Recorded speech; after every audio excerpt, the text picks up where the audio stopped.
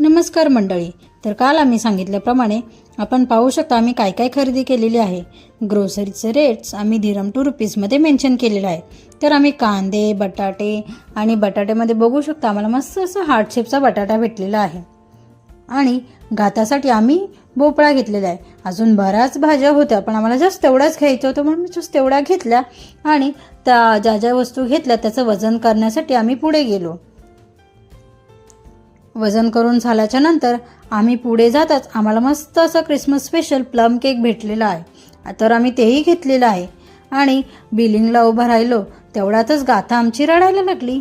म्हटलं काय झालं, तर गाथा एक पाठीमागे पंजाबी मुलगा उभा होता, त्याला त्याची पगडी बघून ती रडायला लागली होती.